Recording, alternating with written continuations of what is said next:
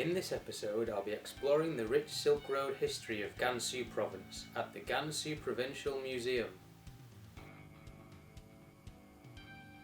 Taking the train to the desert oasis city of Dunhuang.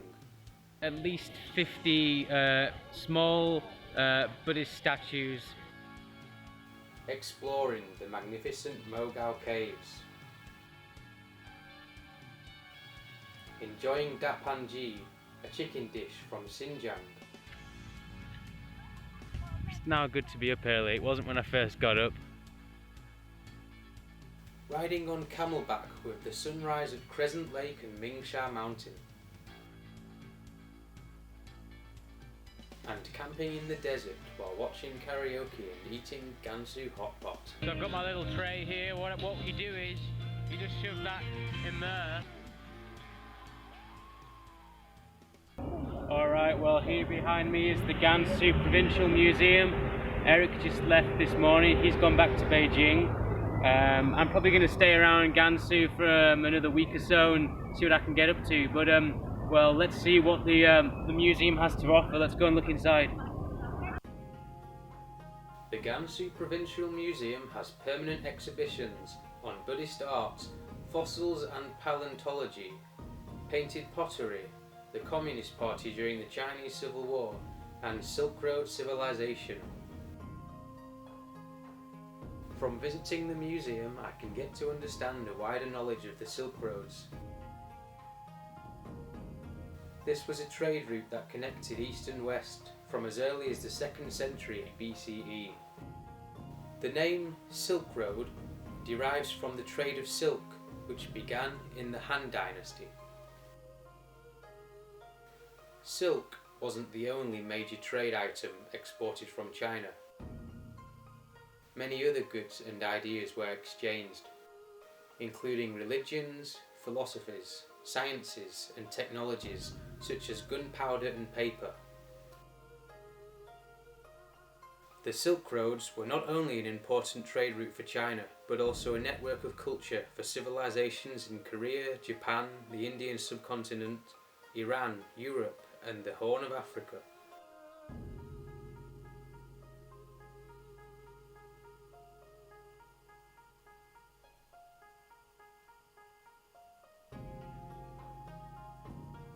This route enabled empires across the world to thrive, such as the Romans, the Byzantines, the Tang Dynasty, Islam and the Mongol Empire.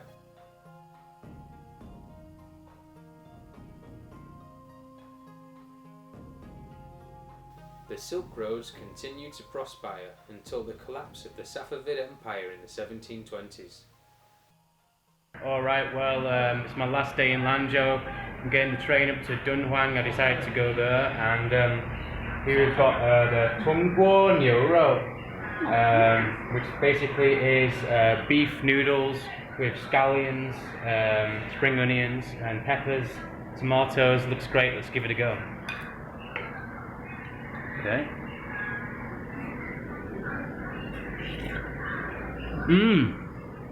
Flavoursome. The texture of the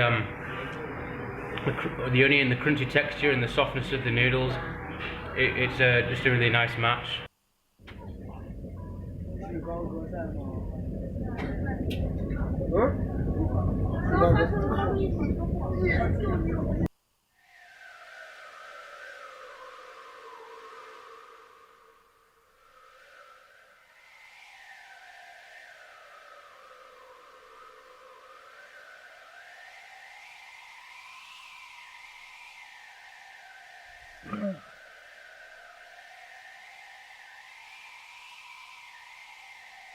Dunhuang is a city in northwestern Gansu Province. It has a population of over 187,000. It was first established as a military outpost to defend Han Dynasty China from tribal threats west of the frontier, such as the Xiongnu. This oasis in the desert was a major stop on the ancient Silk Road. Dunhuang has many religious sites, such as the Mogao Caves, Crescent Lake and Mingsha Mountain. In Chinese, the Mogao Caves are commonly referred to as the Thousand Buddha Caves. It is said that a monk named Yue Jun had a vision of 1,000 Buddhas at this site. The caves do contain some of the best examples of Buddhist art spanning a period of 1,000 years, from as far back as the 4th century AD until the Ming Dynasty. The Mingsha Shan is also known as the Singing Sand Dunes. In ancient times, many describe the sounds of the wind to be like singing.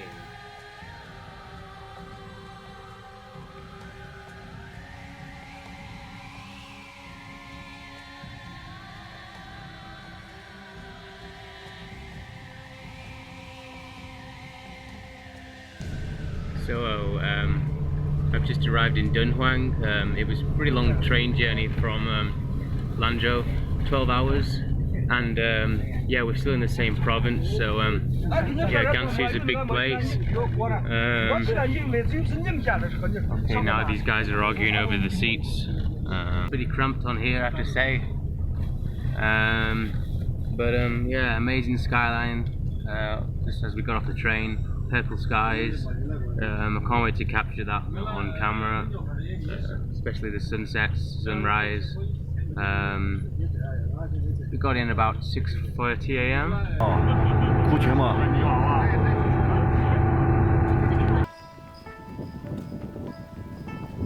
Well, here we are in the area of the Mogao Caves. On the little coach thing from the ticket office on the way to this spot. There are caves all along the way and desert, and it's just a huge area of caves. I sound a little bit groggy today just because lack of sleep,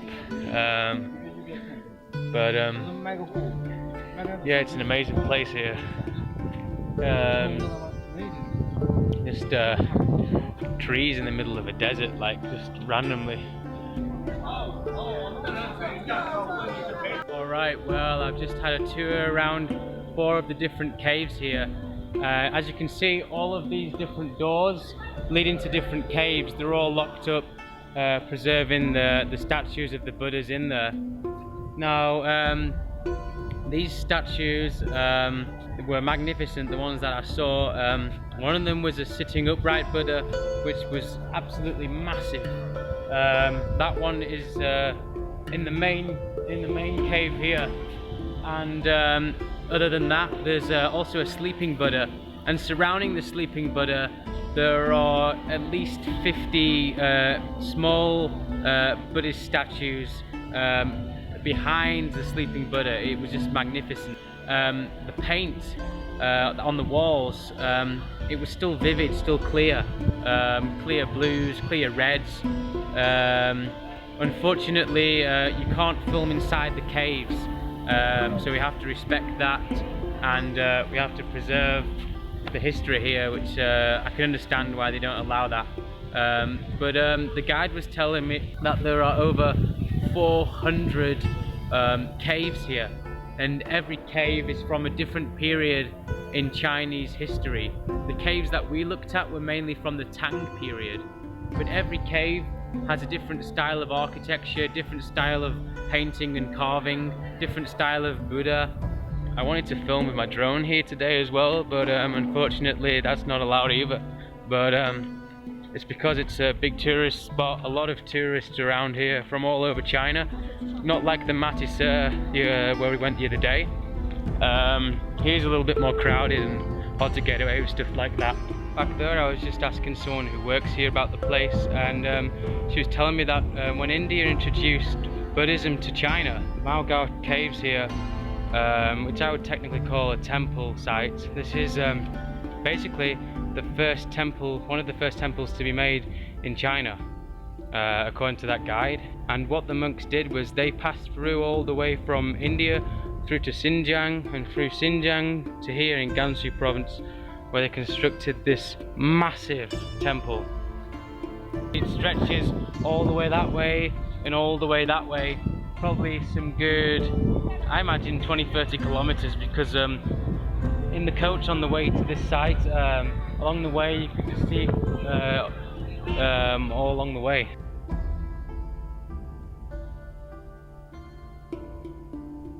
Well, I'm in the exhibition area now of the Mogao Caves, and something else interesting that I found out today is that it isn't just Tibetan artifacts here. There are also Christian and Jewish artifacts as well as other religions. As you can see on the wall behind me here,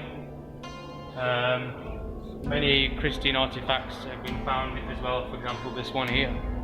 These are the insides of the caves, and you can see that in all the different caves, the style is different. Different dynasties, different periods in history, and different cultures as well, and different religions. This really is like a melting pot, let's say, of religions. It's a place where East would come to meet West, and you really get that style here. I mean, you can see it, like, I guess it's on the Silk Road. It wasn't just a trade of silks and items, but also a trade of religions and let's just say a merging of cultures.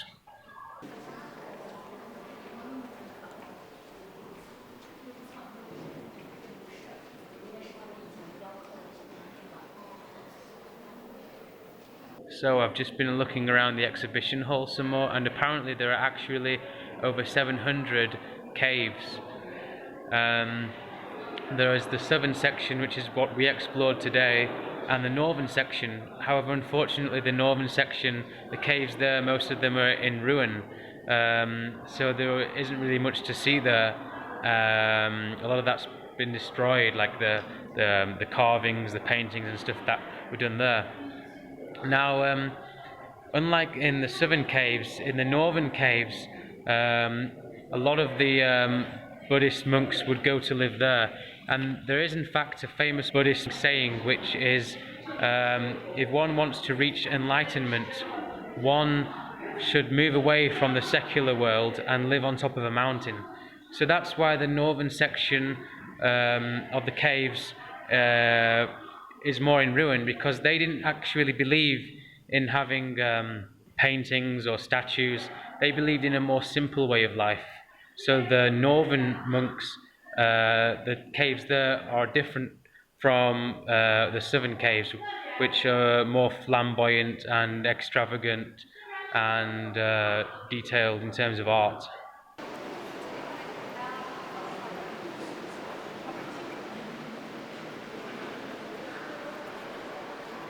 I'm now on my way back to Dunhuang city centre. To be honest, it was a great tour, but like the Rainbow Mountains, the rainbow-coloured mountains, a little bit of a whistle-stop tour around.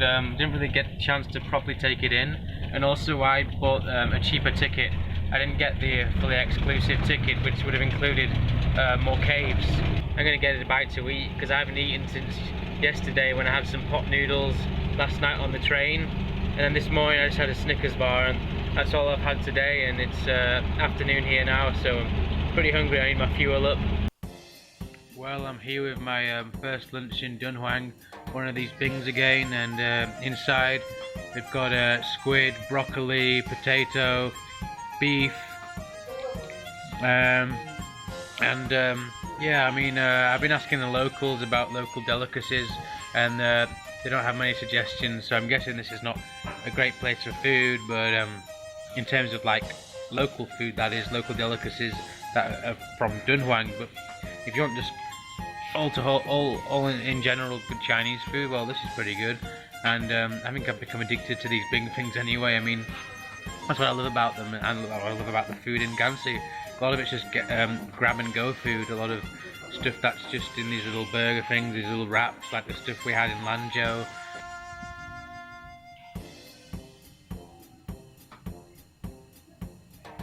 Well, this is my hotel in Dunhuang, and it's called the Dunhuang Desert Hotel, and it's right next to the Mingsha Mountain and the Crescent Lake. As you can see, it's pretty nice in the reception area. You've got some nice decoration, some pictures of Mingsha back, and some pictures of Dunhuang back in the day. pretty nice reception. They've got some camels over there, kind of camel ornaments, and you've got a nice tapestry here, and yeah, I think it's well designed, and it was cheap. I think I paid about 80 RMB for the night, so good price, to be honest, considering we're in a tourist destination. I didn't even pay 100 RMB, and I've got a double bed and everything in my room as well. So this is the area where my hotel is, the outside area. As you can see, they've got all these desert style buildings. I don't know what you would call them, but yeah, it gives it a certain style. It's pretty nice. Alright, so here I am on the sand dunes, just enjoying a nice cold Qingdao beer. As you can see behind me here, we have the camels, although that's going to cost 100 RMB to ride one of those, so I think I'll just sit back and enjoy the view instead. It's been a good day, although a pretty strange day. Like I was up there at the Crescent Lake, and basically I bumped into some people. I've never met them before actually, but they're also at my university in Beijing, which is Dunhuang yeah, I bumped into these guys, and in Chinese you'd call that fate, which is Mingyun. And anyway, it's nice to meet you guys. Nice to meet you. 很高兴认识你们啊. And today we're having Dapanji, which is a Xinjiang dish, and it basically translates as big plate of chicken. And the chicken is slowly stewed in a pot with potatoes, peppers and other vegetables, and they use spices such as cumin and chili powder.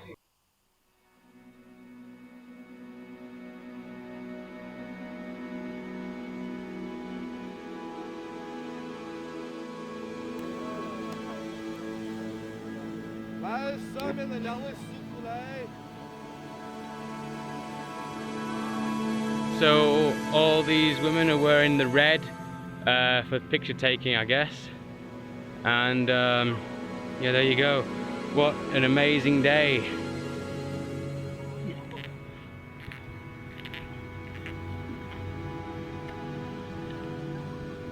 Alright, well, that was the camel ride and the sunrise, and it was totally worth it. Amazing experience. Glad I did it. And yeah,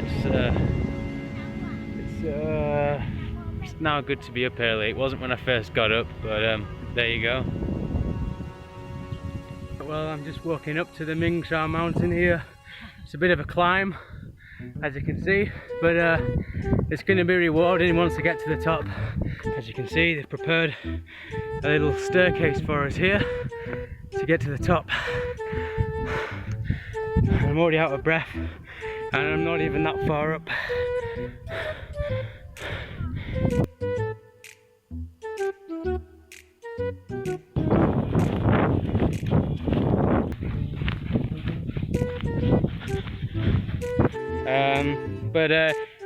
Anyway, running down there, my shoes are completely full again of sand. See, there's one. Oh, and it's still coming. Okay. Yep. It's a lot of sand. I should be the Sandman now. Although it's kind of stuck in my my tripod. Inside, I can't really pan it the same. I can't tilt the same. But it's all good fun.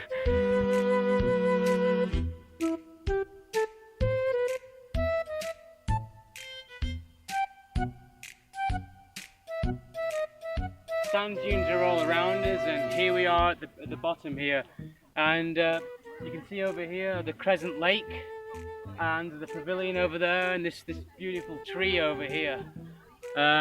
It's quite a strange experience. It feels like I'm on a different planet right now, to be honest. I'm not gonna lie, it really does feel quite surreal.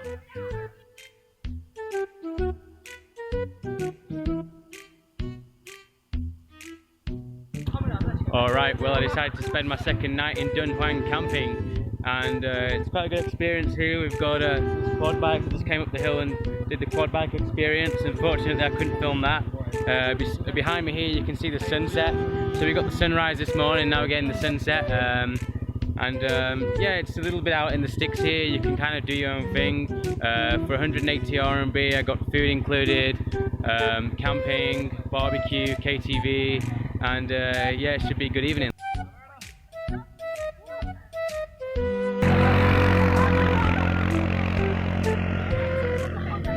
Now I'm gonna go down on the sledge. Here we go. Whoopee! Oh, that was a fail. Here we go. You can see they've got like a little KTV thing here. This might get a little bit cheesy later on, but we'll see about that. And then got some beers here, and it looks like we're having hot pot. And yeah, hopefully it's a good night. We'll see. We'll see.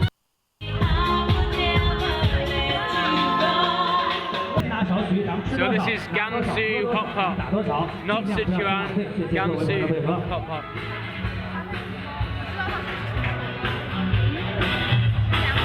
Never tried Gansu Hot Pot before, so I'm looking forward to that. And yeah, not a bad deal, as I was saying earlier on. For what you're getting involved with, like in the price of 180 RMB. So I've got my little tray here. What you do is you just shove that in there and let that cook for a little bit, and that's Chinese hot pot.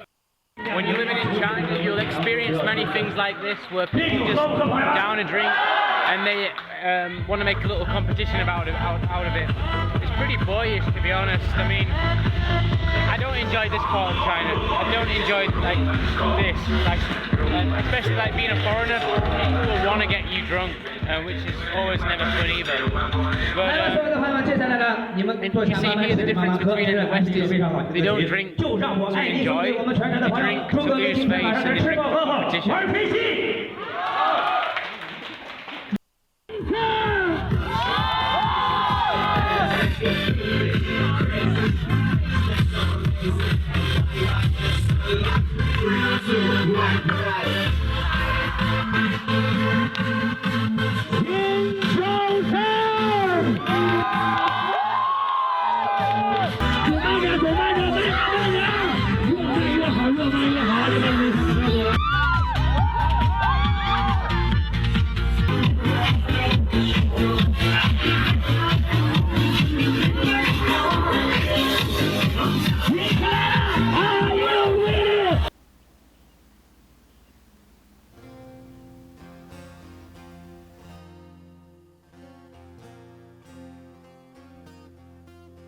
Well, here we go. I'm at Dunhuang Station, and pretty hungover after yesterday, and I got up like 6:30, so I'm having some chocolate ice cream to keep my blood sugar levels up before I go on to Turpan. I've got 2 changes, 2 different trains, and yeah, pretty exhausted, so I think tonight it'll be a fairly quiet one, and tomorrow as well. Probably just a few relaxing days before I do some cultural stuff, I think.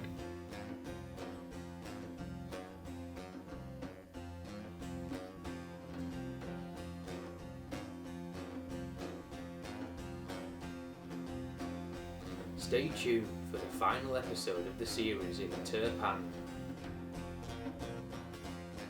I'll be tasting Xinjiang dishes, visiting the stunning Great Valley, All these different kinds of raisins, the ancient city of Jiaohe, and the peaceful Tuyok Valley.